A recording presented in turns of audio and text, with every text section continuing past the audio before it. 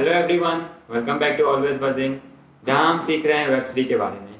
तो मैंने काफ़ी दिनों पहले, बहुत पहले एक बुक पढ़ी थी, बिटकॉइन एंड ब्लॉकचेन। ये है वो बुक। और पहली बार पढ़ने के बाद मुझे कुछ समझ नहीं आया था, तो मैंने कुछ दिनों पहले इसे फिर से पढ़ा। बिल्कुल धीरे धीरे, बिल्कुल आराम से फिर से पढ़ा। और तब मुझे समझ में आया कि यार ये बिटकॉइन और ब्लॉकचेन है क्या। पूरा इसमें, इस बुक में पूरे अच्छे तरीके से बिटकॉइन के हर क्या प्रॉब्लम्स है, क्या सॉल्यूशंस है उसके, पूरे अच्छे तरीके से उसके मैकेनिज्म को अच्छे तरीके से समझाया गया है। आईसीओस क्या है, कॉइन ऑफरिंग क्या है, जो पूरा ब्लॉकचेन अच्छे तरीके से समझाया गया है। और मुझे ये काफ़ी इसमें ब्लॉकचेन को समझने में इस बुक में से मुझे काफ़ी मदद मिली। तो मैं भी इस बुक के लर्निंग्स आप सभी से शेयर करूँगा। और ये सारे लर्निंग्स एक वीडियो में बनाना तो पॉसिबल नहीं है, क्योंकि ये बहुत ही डिटेल्ड डिस्कशन है इस बुक में। तो हर वीडियो में हम एक एक लेसन सीखेंगे। तो शुरू करते हैं ये वीडियो। अब इसमें बिटकॉइन पे सीधा जंप करने से पहले इसमें बहुत एक अच्छा चीज़ ये किया है कि मनी का एग्जाम्पल दिया है। मनी का बारे में डिस्कशन हुआ है इसमें, डिटेल डिस्कशन। मनी का हिस्ट्री क्या है, मनी का क्या फंक्शंस है, क्या कितने फॉर्म्स ऑफ मनी है। तो इस लेसन में भी हम मनी के बारे में बात करेंगे, मनी के 3 फंक्शंस और फिजिकल और डिजिटल मनी में क्या अंतर है ये। तो मनी से पे जंप करने से पहले फिजिकल और डिजिटल मनी ये है क्या। फिजिकल मनी सबको हम जानते हैं, कैश। अब कैश का एक बहुत बड़ा खासियत ये है कि कैश से हमारी आइडेंटिटी लिंक्ड कहीं भी नहीं है। ऐसा नहीं है कि हमें कैश यूज़ करने से पहले हमें कुछ अपना नाम, आधार कार्ड नंबर, ऐसा कुछ भी नहीं है, कुछ भी नहीं डालना पड़ता। कैश लो, बस यूज़ करो। और डिजिटल मनी हो गया जब हम नेट बैंकिंग करते हैं, जहाँ बैंक में जाते हैं, अकाउंट खुलवाते हैं, डिजिटल वॉलेट्स बनाते हैं, ई वॉलेट्स बनाते हैं। तो ये सब हुआ डिजिटल मनी। जहाँ अब इसमें क्या होता है, इसमें हमें आइडेंटिटी लिंक्ड है। हम आइडेंटिटी बताते हैं जब हम बैंक में अपना अकाउंट ओपन करवाते हैं, तो अपना आइडेंटिटी हम पूरा अच्छे तरीके से बताते हैं। जब हम मोबाइल वॉलेट्स बनाते हैं तो आइडेंटिटी बनाते हैं, और इससे पता चलता है कि मैंने किसी को पैसे भेजे या किसी ने मुझे पैसे भेजे। तो ये सब पूरा अच्छे तरीके से पता चल जाता है।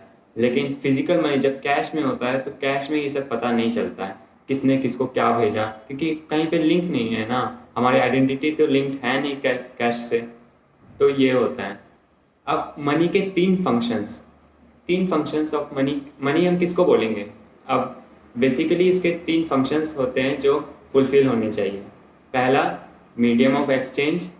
दूसरा, यूनिट ऑफ अकाउंट। और तीसरा, स्टोर ऑफ वैल्यू। तो पहला, मीडियम ऑफ एक्सचेंज। अगर मुझे अगर मान लीजिए कि मैं गया फ्रूट्स खरीदने, तो मैं अगर मनी देता हूँ तो दूसरा जो सेलर है, फ्रूट सेलर है, उसे एक्सेप्ट करना चाहिए। तो ये एक मीडियम ऑफ एक्सचेंज बने, एक माध्यम बने किसी भी सेटलमेंट को सेटल करने के लिए। तो उसे, पहला ये था फंक्शन। अब दूसरा function, store of value. Store of value कहता क्या है कि अगर आज हम 100 रुपये के नोट से जितना फल खरीदे उतना ही फल कल भी खरीदें, ऐसा ना हो, ज़्यादा फ्लक्चुएशन ना हो। तो ये होता है स्टोर ऑफ वैल्यू। यानी कि अगर एक जो 100 रुपये की नोट है उसका वैल्यू 100 रुपये है, तो कल भी उसका वैल्यू 100 रुपया ही होगा, और उससे हम उतने ही फ्रूट्स या उतने ही गुड्स खरीद पाए। और तीसरा, यूनिट ऑफ अकाउंट। बैग है या गाड़ी है या फ्रूट्स है, बुक्स है, सभी को हम रुपीज़ में डिनोमिनेट कर सकते हैं। बोलते हैं भैया ये बुक कितने की है? 50 रुपये। क्या 1 किलो सेब? 100 रुपये। बैग 500 रुपये। तो मतलब डिनोमिनेशन कर सकते हैं, यूनिट ऑफ अकाउंट है। अब इस 3 फंक्शंस ऑफ मनी को हम बिटकॉइन पे लाते हैं। अब बिटकॉइन मीडियम ऑफ एक्सचेंज अभी तक तो नहीं है। देखिए, अगर बिटकॉइन लेना चाहता हूँ, आप अगर देना चाहते हो और मैं एक्सेप्ट करता हूँ, तो वो मीडियम ऑफ एक्सचेंज बन गया। क्यों? क्योंकि हम दोनों ने राज़ी किया, एक म्यूचुअल कंसेंट किया कि हम लोग बिटकॉइन एक्सेप्ट करेंगे। लेकिन मैं किसी भी ऑब्लिगेशन में नहीं हूँ। अगर मैं चाहता हूँ कि मैं बिटकॉइन एक्सेप्ट ना करूँ तो मैं ना कर सकता हूँ, मना कर सकता हूँ अगर आप देना चाहते हो तो। लेकिन मनी के केस में वो नहीं है। जो 100 रुपये का नोट है, वो आरबीआई ने ये लीगल टेंडर बनाया है।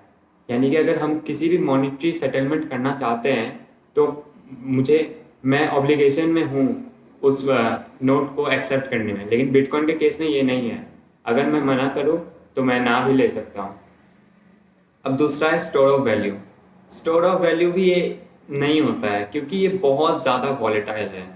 अगर आज अगर 1 किलो से मान लीजिए 1 बिटकॉइन में लेते हैं, क्योंकि इतना वॉलेटाइल है तो उसके कारण क्या होगा, कल कल क्या छोड़ दीजिए, 1 घंटा 1 मिनट हर सेकंड में बिटकॉइन का दाम इतना फ्लक्चुएट करता है। उसके कारण हो सकता है अगले पल हमें 2 बिटकॉइन देना पड़े, आधा बिटकॉइन देना पड़े 1 किलो सेब के लिए ही। तो इससे ये एक अच्छा स्टोर ऑफ वैल्यू तो नहीं है। और इसी के कारण यूनिट ऑफ अकाउंट में भी यही केस हो जाता है कि ये बैग कितने की है, 1 बिटकॉइन। फिर 1 मिनट बाद नहीं ये 1 बिटकॉइन की नहीं है, आधे बिटकॉइन की है। फिर 1 मिनट बाद नहीं ये आधे बिटकॉइन की नहीं है, 2 बिटकॉइन की है। तो इसी फ्लक्चुएशन के कारण ये यूनिट ऑफ अकाउंट भी नहीं होता है। तो इस लेसन में और इस वीडियो में हम लोगों ने ये जाना कि फिजिकल और डिजिटल मनी में क्या अंतर है और मनी के 3 फंक्शंस। अगले वीडियो में हम फॉर्म्स ऑफ मनी के बारे में बात करेंगे। Till then, keep buzzing and keep learning about Web3. Thank you for watching.